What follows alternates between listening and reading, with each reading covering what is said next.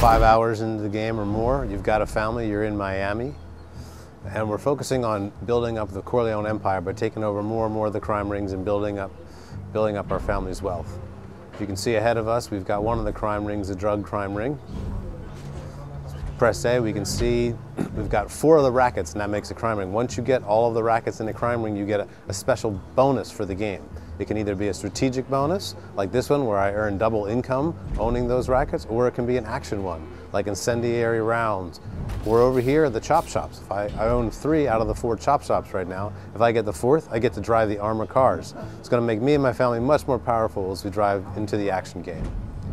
Now, besides going into the action game and seeing the world from a top-down view, in the Don's view, you also manage your family. You can see now I've got a much bigger family. I've got 6 guys working for me. I've got soldiers and capos working for me, and I've upgraded some of them with different abilities in their RPG skills.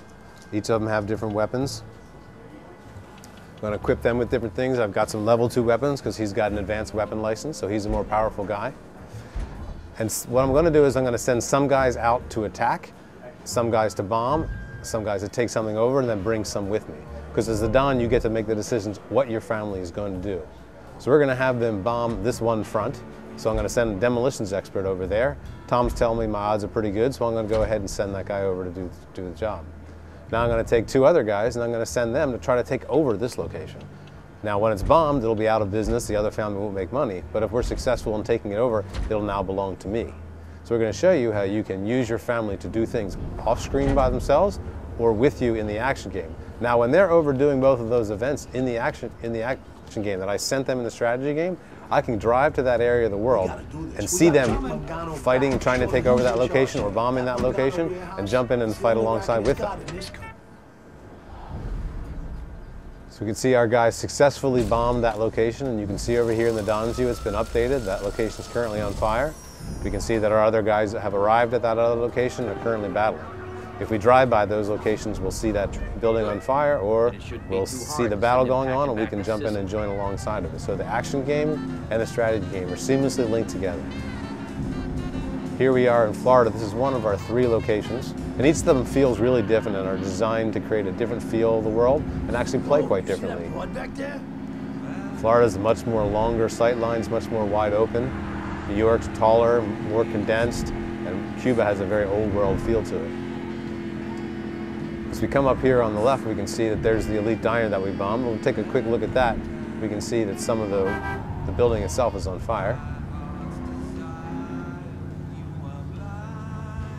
So that's flaming right now, and it's going to be closed for a period of time. We also got another update from Tom that one of our guys got hurt. So as you can see, one of our guys is wounded. So I only got 1 guy left battling. I could decide the 3 of us will go over, or 4 of us with me, will go over and battle with him. We're going to focus on our own and see if he can be successful on his own.